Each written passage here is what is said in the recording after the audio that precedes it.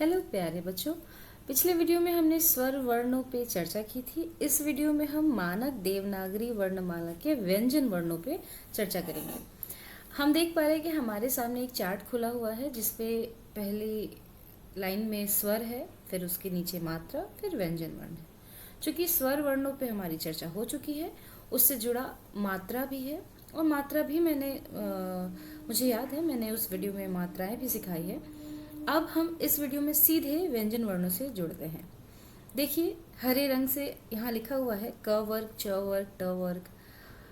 वर्ग कहने से क्या मतलब है? आप इसको ऐसे समझिए कि ये एक परिवार है। एक परिवार में बहुत सारे सदस्य होते हैं। उसी तरीके से क वर्ग यानी कि क के परिवार में उसके अन्य सदस्य है जो वो ख, ग, घ और अंग। उसी तरीके से च वर्ग का भी अपना परिवार है। उसके सदस्य है छ, ज, झ, य। और यही प्रक्रिया नीचे के आए वर्णों के साथ भी दोहराई जाती है। जहां वर्ग है आप उसे परिवार भी समझ सकते हैं। आपको मैं एक चीज बताती हूँ कि आपने ध्यान दिया होगा कि हमारी जो आवाज है वो भीतर से बाहर की ओर निकलती है। कई बार हम देखते हैं कि ये वर्गों का जो क्रम है, जैसे क के नीचे च, च के नीचे ट, ट के नीचे त के नीचे प, ये जो क्रम है कई बार हम इस क्रम में कंफ्यूज हो जाते हैं। हम भूल जाते हैं कि क के नीचे च तो है, लेकिन बहुत ज़्यादा भूलते हैं कि अब ट होगा कि त होगा, भूल जाते हैं। इसे याद करने का सबसे आसान तरीका मैं आपको बताती हूँ। सबसे पहले क जो ध्वनि है वो कंठ से निकलती है। क को काकल्य ध्वनि कहते हैं। उसका पूरा वर्ग जो है वो कंठ से निकलता है। उसके बाद च वर्ग जो है, चूंकि मैंने बताया आवाज अंदर से बाहर की ओर निकलती है, इसलिए अब कंठ की बात जब हो गई तब ये आवाज बाहर की ओर निकलेगी और आ पहुंचती है जीभ के पास। जीभ का मध्य भाग मतलब बीच का हिस्सा जब तालू में जाके लगता है तो वहां से च की आवाज आती है, जैसे च, छ। और हाँ, एक बात और कि जहां से एक वर्ण की आवाज आएगी वहां से उसी परिवार के सारे वर्णों यानी कि सारे सदस्यों की आवाज भी आएगी।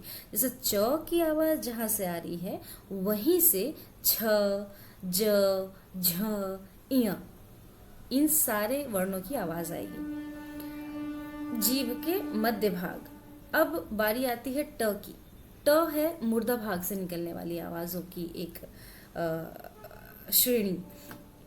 जैसे ट यानी कि आप समझिए ये मेरा जीभ है या ये जीभ है। जीभ इस तरीके से होती है। जीभ का जो अगला भाग होता है इसको हम मुर्दा भाग कहते हैं। मुर्दा भाग जब इस तरीके से छूटता है, ऐसे पहले ये टर्न होके ऐसे छूटता है, तब अच्छा ये जो मुर्दा भाग है ये भी ऊपर तालू में जाके लगता है और जब छूटता है जैसे ट, ठ, ड, ढ। अब बोल कर देखिए, अब बोल कर देखिए ट, अब बोल कर देखिए ठ, ड, ढ। आप नोटिस करेंगे कि आपकी जो आवाज है, आपकी जो जीभ है वो पहले आगे की तरफ से मुड़ जा रही है, फिर एक छूट मतलब तेजी से छूटती हुई ये सारी आवाजें निकाल रही है।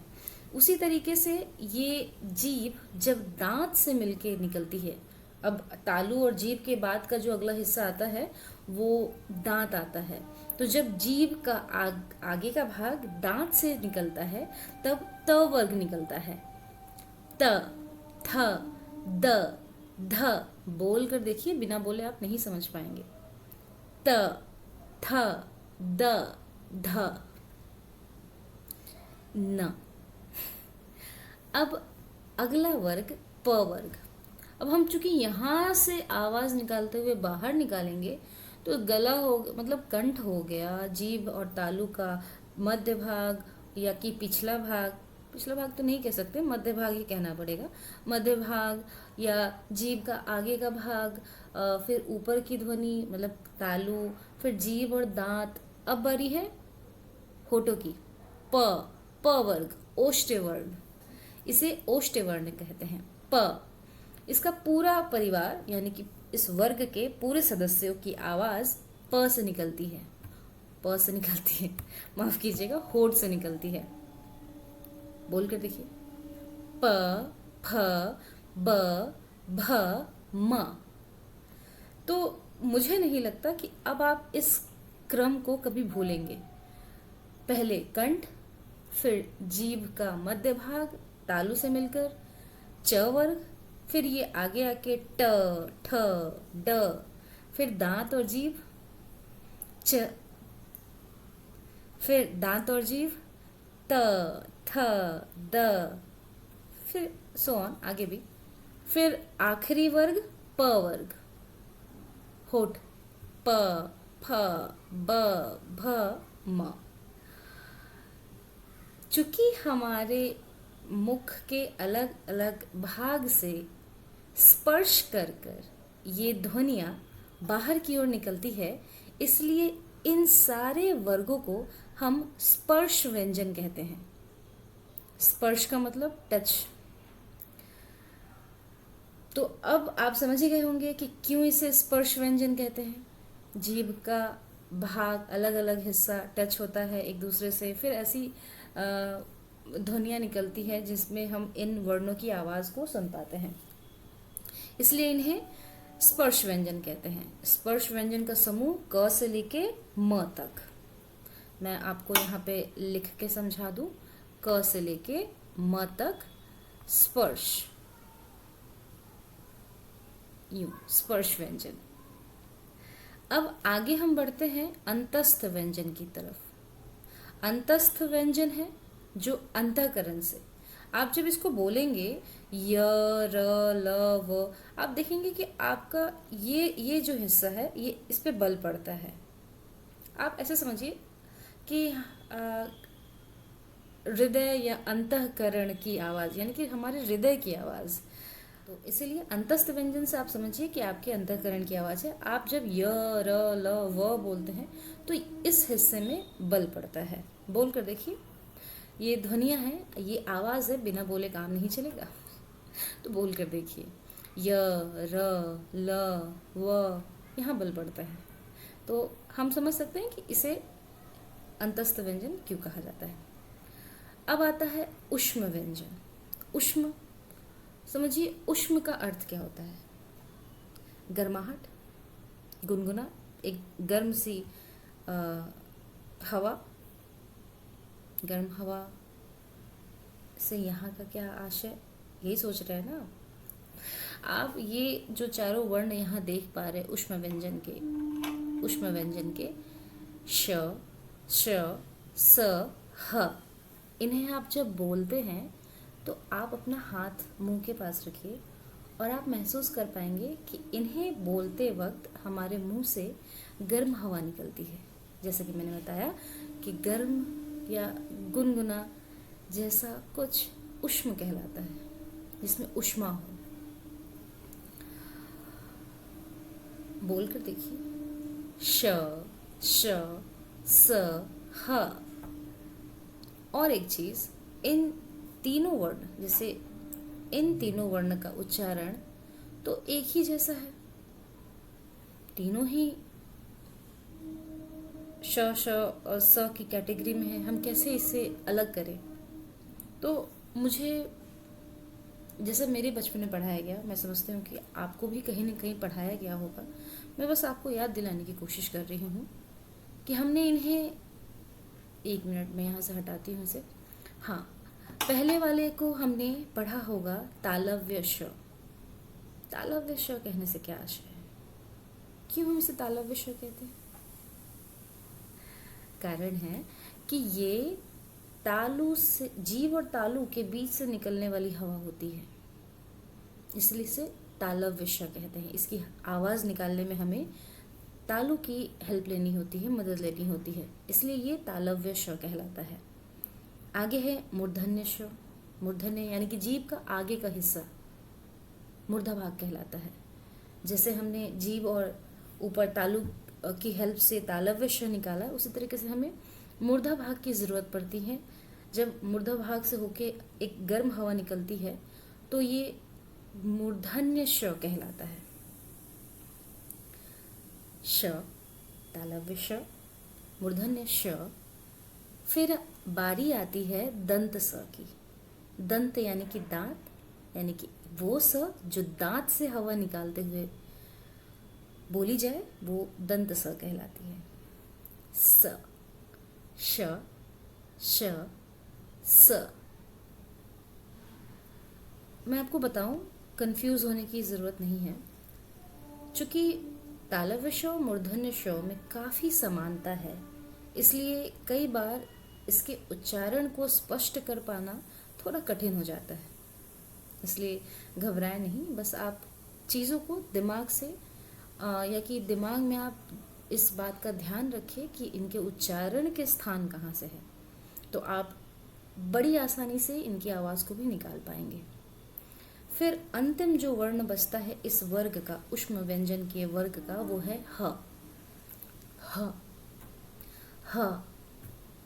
देखिए, हल्की गर्म हवा आ ही रही होगी। हाँ, अगला पड़ाव हमारा संयुक्त व्यंजन की ओर।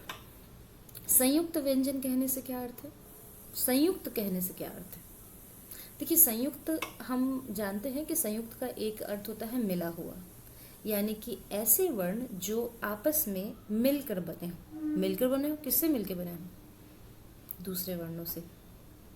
यानी कि ऐसे वर्ण जो दो वर्णों से मिलकर बने हो, ऐसे वर्णों को हम संयुक्त व्यंजन कहते हैं।